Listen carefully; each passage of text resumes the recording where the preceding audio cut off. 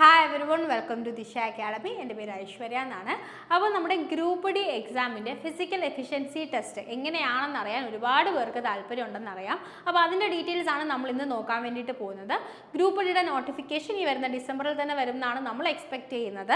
നമ്മളല്ല, റെയിൽവേയുടെ കാലണ്ടർ പ്രകാരം ഒക്ടോബറിനും ഡിസംബറിനും ഇടയിൽ ഗ്രൂപ്പ് ഡിയുടെ നോട്ടിഫിക്കേഷൻ വരുമെന്ന് അവർ 2024 സ്റ്റാർട്ടിങ്ങിലെ മെൻഷൻ ചെയ്തിട്ടുണ്ടായിരുന്നു.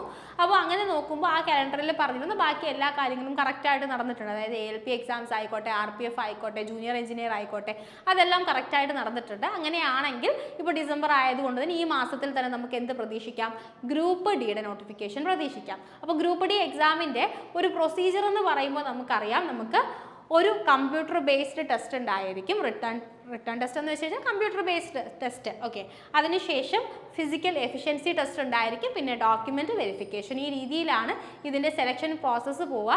നോർമൽ റെയിൽവേ എക്സാംസിനൊക്കെ 2 ടയർ എക്സാം ഉള്ളപ്പോൾ ഇവിടെ ഗ്രൂപ്പ് ഡി എക്സാമിന് നമുക്ക് സിംഗിൾ ടയർ എക്സാം മാത്രമേ ഉള്ളൂ, ഒറ്റ ഒരു എക്സാം മാത്രമേ നമുക്കുള്ളൂ. അതിനുശേഷം നിങ്ങൾക്ക് ഏറ്റവും ഇമ്പോർട്ടൻ്റ് ആയിട്ട് വരാൻ പോകുന്നത് ഫിസിക്കൽ എഫിഷ്യൻസി ടെസ്റ്റ് ആണ്. അപ്പോൾ ഈ ഫിസിക്കൽ കടന്നു കിട്ടുക എന്നുള്ളതാണ് പലർക്കും ഏറ്റവും ബുദ്ധിമുട്ടായിട്ടുള്ള കാര്യം എന്ന് പറയുന്നത്. അപ്പോൾ ഗ്രൂപ്പ് ഡി എക്സാം നിങ്ങൾക്ക് അറിയാമായിരിക്കും, 10ാം ക്ലാസ് യോഗ്യതയുള്ളവർക്ക് എഴുതാൻ പറ്റുന്ന റെയിൽവേയുടെ പോസ്റ്റുകളാണ് ഗ്രൂപ്പ് ഡിയിൽ വരുന്നത്. എപ്പോഴും ഏറ്റവും കൂടുതൽ വേക്കൻസീസ് വരുന്നത് ഗ്രൂപ്പ് ഡി വഴി തന്നെയാണ്. കാരണം കഴിഞ്ഞ വർഷം 2019 നോട്ടിഫിക്കേഷൻ വന്ന സമയത്ത് 1.5 ലക്ഷത്തോളം വേക്കൻസീസ് ഈ ഗ്രൂപ്പ് ഡി വഴി വന്നിട്ടുണ്ടായിരുന്നു. അപ്പോൾ ഇപ്രാവശ്യം നമ്മൾ ഏകദേശം അത്രത്തോളമെങ്കിലും വേക്കൻസീസ് മിനിമം എക്സ്പെക്ട് ചെയ്യുന്നുണ്ട്. എന്തായാലും 1 ലക്ഷത്തോളം വേക്കൻസീസ് എങ്കിലും നമുക്ക് ഗ്രൂപ്പ് ഡിയിൽ പ്രവേശിക്കാൻ വേണ്ടിയിട്ട് പറ്റും. അപ്പോൾ അത് മുന്നിൽ കണ്ട് നമ്മൾ എല്ലാവരും ഏറ്റവും നല്ല രീതിയിൽ തന്നെ ഇപ്പോഴേ പ്രിപ്പയർ ചെയ്ത് തുടങ്ങുകയാണെങ്കിൽ നമ്മൾക്ക് ഏറ്റവും നല്ല രീതിയിൽ തന്നെ ഈ എക്സാം എഴുതാനും അതുപോലെ തന്നെ അതിൻ്റെ ഫിസിക്കലി ക്ലിയർ ചെയ്യാനും വേണ്ടിയിട്ട് പറ്റും. അപ്പോൾ റെയിൽവേയുടെ പ്രത്യേകത എന്ന് വെച്ച് കഴിഞ്ഞാൽ, എക്സാം നടന്നിട്ട് കുറച്ച് വർഷമായതുകൊണ്ട് ഇപ്രാവശ്യം അവർ എന്തൊക്കെയാണ് ചെയ്യുക, അല്ലെങ്കിൽ റിട്ടേൺ ടെസ്റ്റിന് ശേഷം ഫിസിക്കലിന് എത്ര സമയം കിട്ടും എന്നുള്ള കാര്യങ്ങളൊന്നും നമുക്ക് അത്ര ക്ലിയർ ആയിട്ട് അറിയില്ല. ഓക്കെ, അപ്പോൾ അതുകൊണ്ട് തന്നെ നമ്മൾ എത്രയും പെട്ടെന്ന് ഫിസിക്കലിന് വേണ്ടി ട്രൈ ചെയ്ത് തുടങ്ങുക. കാരണം ഇതിൻ്റെ റിസൾട്ട്, CBTയുടെ റിസൾട്ട് വന്നതിന് ശേഷം നമ്മൾ ഫിസിക്കലിന് വേണ്ടി പ്രിപ്പയർ ചെയ്ത് തുടങ്ങുകയാണെങ്കിൽ നമ്മൾക്ക് ഈ ഓപ്പർച്യൂണിറ്റി നഷ്ടപ്പെടാനുള്ള സാധ്യത വളരെ കൂടുതലാണ്.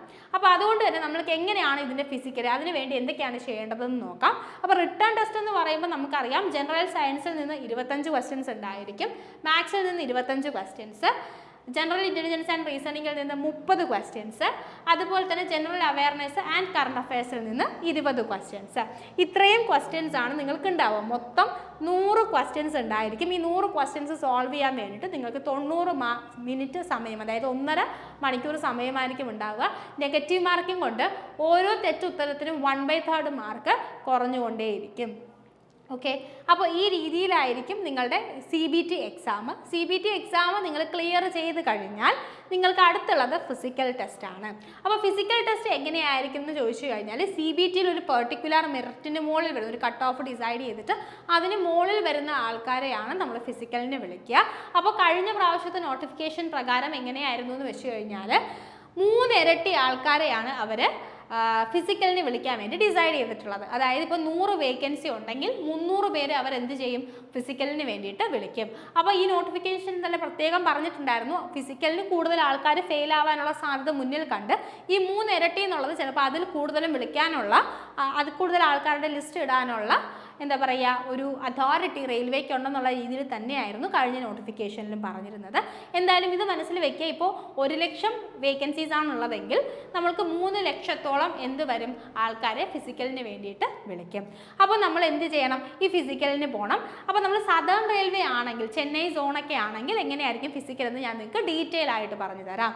ഓക്കെ, സദേൺ റെയിൽവേ ആണെങ്കിൽ കഴിഞ്ഞ പ്രാവശ്യത്തെ എക്സാമിന് ഫിസിക്കൽ ഉണ്ടായിരുന്നത് ആവടി എന്ന് പറയുന്ന സ്ഥലത്ത് വെച്ചിട്ടായിരുന്നു. ആവടി എന്ന് പറയുമ്പോൾ ചെന്നൈക്ക് അടുത്തുള്ളൊരു സ്ഥലമാണ് ആവടി കേട്ടോ, ചെന്നൈക്ക് അടുത്തുള്ള സ്ഥലമാണ് ആവടി. അപ്പോൾ അവിടെ വെച്ചിട്ടായിരുന്നു. അപ്പോൾ ഈ ഫിസിക്കലിൻ്റെ സമയത്ത് നിങ്ങൾ രാവിലെ പോയി കഴിഞ്ഞാൽ ഉച്ചയ്ക്ക് മുന്നേ തന്നെ വളരെ പെട്ടെന്ന് തന്നെ ഫിസിക്കൽ കഴിയും. ഫിസിക്കൽ കഴിഞ്ഞതിന് ശേഷം നിങ്ങൾക്ക് അന്ന് വൈകിട്ട് തന്നെ ഫിസിക്കൽ നിങ്ങൾ ക്വാളിഫൈ ചെയ്തോ ഇല്ലയോ എന്ന് അറിയാൻ വേണ്ടിയിട്ട് പറ്റും. അപ്പോൾ ഫിസിക്കലിൻ്റെ ഡീറ്റെയിൽസ് പറയുന്നതിന് മുമ്പ് ആദ്യം ഇവിടുത്തെ കാര്യങ്ങൾ ഞാനൊന്ന് പറഞ്ഞു തീർക്കാം. നമ്മൾ പറഞ്ഞതുപോലെ മെറിറ്റ് ലിസ്റ്റിൽ ആവശ്യമുള്ള ആൾക്കാരുടെ 3 ഇരട്ടി ആൾക്കാർ ഇട്ടിട്ടായിരിക്കും ഫിസിക്കലിന് വിളിക്കുക. അതുപോലെ തന്നെ റെയിൽവേക്ക് ഈ 3 ഇരട്ടി എന്നുള്ളത് ഇൻക്രീസോ ഡിക്രീസോ ചെയ്യാനുള്ള ഫുൾ റൈറ്റ്സ് ഉണ്ടെന്നും കഴിഞ്ഞ നോട്ടിഫിക്കേഷൻ കൃത്യമായിട്ട് പറയുന്നുണ്ടായിരുന്നു. അതുപോലെ തന്നെ ഫിസിക്കൽ എഫിഷ്യൻസി ടെസ്റ്റ് മാൻഡേറ്ററി ആണ്. ഫിസിക്കൽ എഫിഷ്യൻസി ടെസ്റ്റ് വളരെ അത്യാവശ്യമാണ്. ഫിസിക്കൽ എഫിഷ്യൻസി ടെസ്റ്റ് നിങ്ങൾ ക്ലിയർ ചെയ്യാതെ ഒരിക്കലും നിങ്ങൾക്ക് ഈ ഗ്രൂപ്പ് ഡിയിലെ ഒരു ജോലിയും കിട്ടത്തില്ല എന്ന് പറയുന്നുണ്ട്. അതുപോലെ തന്നെ അത് ക്വാളിഫയിങ് നേച്ചറാണ്. ക്വാളിഫയിങ് നേച്ചർ എന്ന് പറഞ്ഞു കഴിഞ്ഞാൽ എന്താണ്? ഇപ്പോൾ 100 മീറ്റർ അല്ലെങ്കിൽ 1 കിലോമീറ്റർ 5 മിനിറ്റിൽ ഓടണം. നിങ്ങളിപ്പോൾ 3 മിനിറ്റ് കൊണ്ട് ഓടി എത്തി എന്ന് പറഞ്ഞാൽ നിങ്ങൾക്ക് പ്രത്യേകിച്ച് പ്രിഫറൻസ് ഒന്നും കിട്ടില്ല. പക്ഷേ 5 മിനിറ്റിൽ കൂടുതൽ എടുത്തു കഴിഞ്ഞാൽ നിങ്ങൾ പുറത്താവും. നിങ്ങൾക്ക് എടുക്കാവുന്ന മാക്സിമം ടൈം 5 മിനിറ്റാണ്. അതിനിടയ്ക്ക് നിങ്ങൾ ഓടി തീർക്കണം എന്നുള്ളൊരു കാര്യം മാത്രമേ ഉള്ളൂ. ഓട്ടം മാത്രമല്ല, വെയിറ്റ് ലിഫ്റ്റിംഗ് നമുക്കിവിടെ വരുന്നുണ്ട്. അപ്പോൾ അതിൻ്റെ ക്രൈറ്റീരിയ എന്താണെന്ന് നോക്കാം. അതിന് മുന്നേ നിങ്ങൾ ഇതുവരെ ഗ്രൂപ്പ് ഡി എക്സാംസിന് ഒന്നും പ്രിപ്പയർ ചെയ്തിട്ടില്ല, അല്ലെങ്കിൽ NTPCക്ക് പ്രിപ്പയർ ചെയ്യുന്ന ആൾക്കാരാണെങ്കിൽ ഇതിന് രണ്ടിനും തന്നെ നിങ്ങൾക്ക് വീട്ടിലിരുന്ന് പഠിക്കാൻ പറ്റുന്നത് പോലെ ദിശ സെപ്പറേറ്റ് കോഴ്സുകൾ പ്രൊവൈഡ് ചെയ്യുന്നുണ്ട്. NTPCയുടെ കോഴ്സ് നമ്മൾ ഓൾറെഡി സ്റ്റാർട്ട് ചെയ്തു. ഗ്രൂപ്പ് ഡിയുടെ കോഴ്സ് ഈ വരുന്ന 11-ാം തീയതി ഡിസംബർ 11-ന് നമ്മൾ ലോഞ്ച് ചെയ്യുന്നുണ്ട്. അപ്പോൾ സയൻസ് ആയിക്കോട്ടെ, അല്ലെങ്കിൽ GK ആയിക്കോട്ടെ, കറണ്ട് അഫയേഴ്സ് ആയിക്കോട്ടെ, ഇതിലെല്ലാം തന്നെ ഏറ്റവും ഇമ്പോർട്ടൻ്റ് ആയിട്ടുള്ള കാര്യങ്ങൾ ഏറ്റവും ഡീറ്റെയിൽ ആയിട്ട് നിങ്ങളെ പഠിപ്പിച്ചുകൊണ്ട് പ്രീവിയസ് ഇയർ ക്വസ്റ്റ്യൻസ് ഏറ്റവും നല്ല രീതിയിൽ അനലൈസ് ചെയ്ത് ഏറ്റവും നല്ല മെറ്റീരിയൽസ് പ്രിപ്പയർ ചെയ്തിട്ടാണ് നിങ്ങൾക്ക് വേണ്ടിയിട്ട് ഈ കോഴ്സ് നമ്മൾ ഡിസൈൻ ചെയ്തിട്ടുള്ളത്. അപ്പോൾ ഈ കോഴ്സിൻ്റെ ഡീറ്റെയിൽസ് നിങ്ങൾക്ക് അറിയാൻ ആഗ്രഹമുണ്ടെങ്കിൽ 8075753676 അല്ലാന്നുണ്ടെങ്കിൽ 7012615062 ഇതിൽ രണ്ടിൽ ഏതെങ്കിലും ഒരു നമ്പറിലേക്ക് നിങ്ങൾ കോൺടാക്ട് ചെയ്ത് കഴിഞ്ഞാൽ അവരതിൻ്റെ ഫീസും കോഴ്സിൻ്റെ സ്ട്രക്ചറും ബാക്കി ഡീറ്റെയിൽസും എല്ലാം നിങ്ങൾക്ക് പറഞ്ഞു തരും കേട്ടോ. ഇതല്ലാതെ നിങ്ങൾക്ക് യൂട്യൂബിലും നമ്മൾ ക്ലാസ്സുകൾ പ്രൊവൈഡ് ചെയ്യുന്നതായിരിക്കും. ഇപ്പോൾ നിങ്ങളെ കൊണ്ട് ഒട്ടും ഫീസ് അഫോർഡ് ചെയ്യാൻ പറ്റാത്തവരാണെങ്കിൽ നിങ്ങൾക്ക് ബേസിക് ആയിട്ടുള്ള കാര്യങ്ങൾ നമ്മൾ യൂട്യൂബ് ചാനൽ വഴി തന്നെ തരും. ഇനി അതല്ല കുറച്ചും കൂടെ ഫോക്കസ് ചെയ്ത് പഠിക്കണം. കാരണം യൂട്യൂബ് വെച്ചിട്ട് നമുക്ക് തരുമ്പോൾ കുറച്ച് ലിമിറ്റേഷൻസ് ഉണ്ടല്ലോ. അപ്പം അതല്ലാതെ ആപ്പ് ആണെങ്കിൽ നമുക്ക് കണ്ടിന്യൂസ് ആയിട്ട് 1-1.5 മണിക്കൂറിൻ്റെ ക്ലാസ്സുകൾ കൊടുക്കാൻ പറ്റും. അങ്ങനെയുള്ള 2-3 ക്ലാസ്സുകൾ വരെ ഒരു ദിവസം നിങ്ങൾക്ക് പോവും. അപ്പോൾ അത്രയും അവേഴ്സ് ക്ലാസ്, അത്രയും ഡീറ്റെയിൽഡ് ആയിട്ടുള്ള ടോപ്പിക്കുകൾ ഏറ്റവും മോഡറായിട്ട് നിങ്ങൾക്ക് എടുത്ത് തീർത്ത് തരുന്നത് നമ്മൾ ആപ്പിലായിരിക്കും. എന്നാലും നിങ്ങൾക്ക് മാക്സിമം നമ്മൾ എന്താ പറയുക, നമ്മളെ കൊണ്ട് പറ്റുന്നത് പോലെ യൂട്യൂബിൽ കോഴ്സ് ഫീസൊന്നും ഒട്ടും അഫോർഡ് ചെയ്യാൻ പറ്റാത്തവർക്ക് വേണ്ടിയിട്ട് നമ്മൾ ചെയ്ത് തരും. ഓക്കെ, പക്ഷേ എന്നാലും നിങ്ങൾ കുറച്ചും കൂടെ നല്ല രീതിയിൽ പഠിക്കണം എന്ന് ആഗ്രഹം ഉണ്ടെങ്കിൽ വളരെ ചെറിയ ഫീസിനാണ് ഈ കോഴ്സൊക്കെ നമ്മൾ ഡിസൈൻ ചെയ്തിട്ടുള്ളത്. അപ്പോൾ നിങ്ങൾക്ക് ജസ്റ്റ് വിളിച്ചിട്ട് ഇതിൻ്റെ ഡീറ്റെയിൽസ് ഒക്കെ ഒന്ന് അന്വേഷിക്കാം. ലൈവ് ക്ലാസ്സുകൾ ഉണ്ടായിരിക്കും. നിങ്ങൾക്ക് ഫാക്കൽറ്റീസുമായിട്ട് ഡയറക്റ്റ് ഇൻട്രാക്ട് ചെയ്യാം. അതിൻ്റെ കൂടെ നിങ്ങൾക്ക് മെൻറ്റർ സപ്പോർട്ട് കിട്ടും. എന്ത് ഡൗട്ട് ഉണ്ടെങ്കിലും ഏത് സമയത്ത് നിങ്ങൾക്ക് നിങ്ങളുടെ മെൻറ്ററിനെ അപ്രോച്ച് ചെയ്യാൻ വേണ്ടിയിട്ട് പറ്റും. ക്ലാസ് നോട്ടുകൾ നിങ്ങൾക്ക് പ്രൊവൈഡ് ചെയ്യും. ഇനി നിങ്ങൾക്ക് ലൈവ് ക്ലാസ് അറ്റൻഡ് ചെയ്യാൻ പറ്റിയില്ലെങ്കിൽ അതിൻ്റെ റെക്കോർഡഡ് സെഷൻസ് നിങ്ങൾക്ക് അറ്റൻഡ് ചെയ്യാൻ വേണ്ടിയിട്ട് പറ്റും. അങ്ങനെ എല്ലാ ഫെസിലിറ്റീസും നമ്മളുടെ ആപ്പ് വഴി നിങ്ങൾക്ക് പ്രൊവൈഡ് ചെയ്യുന്നതായിരിക്കും. അപ്പോൾ ഇതിൻ്റെ കാര്യങ്ങൾ അറിയണമെങ്കിൽ നിങ്ങൾ ജസ്റ്റ് ഈ നമ്പറിലേക്ക് വിളിക്കുക. നമുക്ക് എന്തായാലും ഫിസിക്കലിലേക്ക് തിരിച്ചു വരാം. ഫിസിക്കൽ മെയിൽ കാൻഡിഡേറ്റ്സിനും ഫീമെയിൽ കാൻഡിഡേറ്റ്സിനും എപ്പോഴത്തെയും പോലെ തന്നെ 2 ക്രൈറ്റീരിയ ആണ്. അപ്പോൾ male candidate should be able to lift and carry 30 kg of weight for a distance of 100 meters in 2 minutes in one chance without putting the weight down. ഇതാണ് first criteria. Mail candidates 35 kilo weight lift ചെയ്ത് 2 minute കൊണ്ട് 100 metre കൊണ്ടുപോയി ഇടണം. ഇതാണ് നിങ്ങളുടെ first കാര്യം എന്ന് പറയുന്നത്. അപ്പോൾ ഈ വെയിറ്റ് ഒക്കെ ലിഫ്റ്റ് ചെയ്യാനൊക്കെ നിങ്ങൾക്ക് പ്രത്യേകിച്ച് എന്നാൽ ഇപ്പോൾ നമുക്കിങ്ങനെ കൈ കൊണ്ട് മിക്കവാറും ചാക്ക് മണ്ണ് നിറച്ച ചാക്കൊക്കെ ആയിരിക്കും തരിക. അപ്പോൾ നിങ്ങൾക്ക് ഇങ്ങനെ എന്താ പറയുക, ഇങ്ങനെ പിടിച്ചുകൊണ്ട് പോകാൻ പറ്റില്ല. നിങ്ങൾ ആദ്യം എടുത്തിട്ട് അത് കാലിൽ വെച്ചിട്ട് അതിനുശേഷം നിങ്ങൾ തോളിൽ സപ്പോർട്ട് ചെയ്ത് വെച്ചിട്ട് നിങ്ങൾ നടക്കേണ്ടി വരും. അങ്ങനെ ചെയ്താൽ മാത്രമാണ് നിങ്ങൾക്ക് ഇത്രയും ദൂരം ഇത് കൊണ്ട് പോകാൻ പറ്റുക.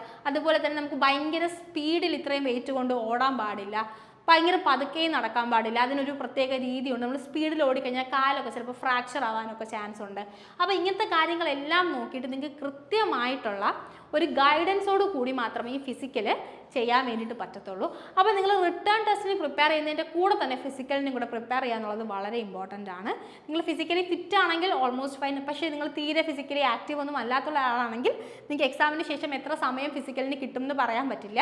കഴിഞ്ഞ റെയിൽവേയുടെ ഒരു പാറ്റേൺ വെച്ച് നോക്കുമ്പോൾ റിസൾട്ട് വന്ന ഉടനെ 1 മാസം 1.5 മാസത്തിനകത്ത് തന്നെ ഫിസിക്കൽ ഉണ്ടായിരുന്നു. അപ്പോൾ നിങ്ങൾ ഇത്ര കഷ്ടപ്പെട്ട ഒരു എക്സാം ക്ലിയർ ചെയ്തിട്ട് ഫിസിക്കലിൽ നിങ്ങൾക്ക് പോകാമെന്ന് പറഞ്ഞു കഴിഞ്ഞാൽ അത് നിങ്ങൾക്ക് വളരെ വിഷമം ഉണ്ടാക്കുന്ന ഒരു കാര്യമായിരിക്കും. അപ്പോൾ അതുകൊണ്ട് ഫിസിക്കലിന് നിങ്ങൾ എക്സാമിന് പ്രിപ്പയർ ചെയ്യുന്നതിൻ്റെ കൂടെ തന്നെ അതേ ഇമ്പോർട്ടൻസോട് കൂടിയിട്ട് പ്രിപ്പയർ ചെയ്ത് പോവുക. കാരണം ഫിസിക്കലും ക്വാളിഫയിങ് നേച്ചറാണ്. ഫിസിക്കലി ക്ലിയർ ചെയ്താൽ മാത്രമേ നിങ്ങൾക്ക് ഈ ജോലി കിട്ടത്തുള്ളൂ. അത് കഴിഞ്ഞിട്ട് രണ്ടാമത്തെ കാര്യം, ആദ്യം 35 കിലോ വെയിറ്റ് 2 മിനിറ്റ് 100 മീറ്റർ അത് കൊണ്ടുപോയി ഇടുക. രണ്ടാമത്തെ കാര്യം എന്ന് പറഞ്ഞു കഴിഞ്ഞാൽ should be able to run a distance of 1000 meters in 4 minutes 15 seconds in one chance. 4 minute 15 second കൊണ്ട് 1 കിലോമീറ്റർ ദൂരം നിങ്ങൾ ഓടണം. ഈ രണ്ട് കേസിൻ്റെയും പ്രത്യേകത എന്താണെന്ന് വെച്ച് കഴിഞ്ഞാൽ നിങ്ങൾക്ക് ഒരേ ഒരു ചാൻസേ ഉണ്ടായിരിക്കും, റിപ്പീറ്റ് ചെയ്യാനുള്ള ഓപ്ഷൻ ഉണ്ടായിരിക്കില്ല. ഇനി ഫീമെയിൽസിൻ്റെ കാര്യമാണെങ്കിൽ should be able to lift and carry 20 kilogram of weight for a distance of 100 metres in 2 minutes in one chance without putting the weight down. 2 minute ഒരു ചാൻസ്, 100 മീറ്റർ തന്നെയാണ് നിങ്ങൾ ഇവിടെയും മൂവ് ചെയ്യുന്നത്, പക്ഷേ വെയിറ്റ് കുറവുണ്ട് അല്ലേ. വെയിറ്റ് എത്രയാണ് വരുന്നത്? 20 കിലോ. അവിടെ മെയിൽസിന് 35 കിലോ ആണെങ്കിൽ ഫീമെയിൽസിന് 20 കിലോ വെയിറ്റ് ആയിരിക്കും നിങ്ങൾ എടുത്തുകൊണ്ട് പോകേണ്ടി വരിക. അതുപോലെ തന്നെ റണ്ണിങ് ടെസ്റ്റും ഉണ്ടായിരിക്കും. 1 കിലോമീറ്റർ ആണ്, സമയം 5 മിനിറ്റ് 40 സെക്കൻഡ് ഉണ്ടായിരിക്കും. ഈ 5 മിനിറ്റ് 40 സെക്കൻഡ് കൊണ്ട് നിങ്ങൾ എന്ത് ചെയ്യണം? 1 കിലോമീറ്റർ ദൂരം ഓടിയെത്തണം. ഓക്കെ, അപ്പോൾ ഈ രീതിയിലായിരിക്കും ഫിസിക്കൽ വരിക. ഫിസിക്കലിന് അത് അർഹിക്കുന്ന അതേ ഇമ്പോർട്ടൻസ് കൊടുത്ത് തന്നെ നിങ്ങൾ പ്രിപ്പയർ ചെയ്യുക കേട്ടോ. അല്ലാതെ ഫിസിക്കലിന് അപ്പോൾ നോക്കാമെന്നുള്ള രീതിയിൽ ഇരിക്കരുത്. ഫിസിക്കൽ ഒരുപാട് പേർക്ക് നഷ്ടം സംഭവിക്കുന്ന ഒരു സ്ഥലമാണ്. അപ്പോൾ നിങ്ങൾ ഏറ്റവും കുറച്ച് ഹാർഡ് വർക്ക് ചെയ്തിട്ടായാലും ഈ ഫിസിക്കലിന് വേണ്ടിയിട്ട് ഏറ്റവും നല്ല രീതിയിൽ പ്രിപ്പയർ ചെയ്യുക. അതിൻ്റെ കൂടെ തന്നെ റിട്ടേൺ ടെസ്റ്റിനും നല്ല ഇമ്പോർട്ടൻസ് കൊടുക്കുക. 10ാം ക്ലാസ് യോഗ്യതയാണെങ്കിലും ഏറ്റവും നല്ല ക്വസ്റ്റ്യൻസ് ആണ് ഇവിടെ ചോദിച്ചു കാണാറുള്ളത്. പ്രത്യേകിച്ച് സയൻസിൽ നിന്നും GK-യിൽ നിന്നും നല്ല ക്വസ്റ്റ്യൻസ് ചോദിക്കാറുണ്ട്. ഇപ്പോൾ കഴിഞ്ഞ റെയിൽവേയുടെ ഇപ്പോൾ RPF കഴിഞ്ഞു, ALP കഴിഞ്ഞു, അതിനെല്ലാം തന്നെ കറണ്ട് അഫയേഴ്സും വളരെ നല്ല ക്വസ്റ്റ്യൻസ് 2022 മുതലുള്ള ഏറ്റവും നല്ല ക്വസ്റ്റ്യൻസ് കറണ്ട് അഫയേഴ്സിൽ നിന്നും ചോദിച്ചു കണ്ടു. അപ്പോൾ അതുകൊണ്ട് നിങ്ങൾ ഏറ്റവും നല്ല രീതിയിൽ തന്നെ നിങ്ങളുടെ പ്രിപ്പറേഷൻസ് മുന്നോട്ട് കൊണ്ടുപോവുക. അത് വളരെ ഇമ്പോർട്ടൻ്റ് ആണ്. അങ്ങനെയാണെങ്കിൽ ഈ ഒരു ജോലി നിങ്ങൾക്കും സ്വന്തമാക്കാൻ വേണ്ടിയിട്ട് പറ്റും. 10ാം ക്ലാസ് യോഗ്യതയാണെങ്കിലും ഏകദേശം 30,000 രൂപയ്ക്ക് മേലെ നിങ്ങൾക്ക് ഇൻഹാൻസ് സാലറി കിട്ടുന്ന ഒരു ജോലിയാണ് ഗ്രൂപ്പ് D എന്ന് പറയുന്നത്. അപ്പോൾ അതിന് നിങ്ങൾ ഒട്ടും കുറച്ച് കാണാൻ പാടില്ല. സെൻട്രൽ ഗവൺമെൻറ് ജോലിയാണ്, അതിൻ്റെ എല്ലാ അലവൻസും ജോബ് സെക്യൂരിറ്റിയും കാര്യങ്ങളും ഒക്കെ നിങ്ങൾക്കും കിട്ടും. അപ്പോൾ ഏറ്റവും നല്ല രീതിയിൽ തന്നെ പ്രിപ്പയർ ചെയ്യുക. Happy learning, have A nice day, thank you. And one more thing, ഇത് ഇപ്രാവശ്യത്തെ നോട്ടിഫിക്കേഷൻ വെച്ചിട്ട് പറയുന്നില്ല, കഴിഞ്ഞ പ്രാവശ്യത്തെ നോട്ടിഫിക്കേഷനിലുള്ള ഡീറ്റെയിൽസ് ആണ് നിങ്ങൾക്ക് പറഞ്ഞു തന്നത്. നിങ്ങൾക്ക് കാര്യങ്ങളെ പറ്റി ഒരു ഐഡിയ കിട്ടാനാണ്. ഇപ്രാവശ്യത്തെ നോട്ടിഫിക്കേഷനിലും ഇതിലൊന്നും വലിയ മാറ്റങ്ങൾ ഉണ്ടാവാൻ സാധ്യതയില്ല. ഇനി അഥവാ എന്തെങ്കിലും മാറ്റങ്ങൾ ഉണ്ടാവും എന്നുണ്ടെങ്കിൽ അതും നിങ്ങളിലേക്ക് എത്രയും പെട്ടെന്ന് തന്നെ ഞങ്ങൾ എത്തിക്കുന്നതായിരിക്കും. So thank you so much, by.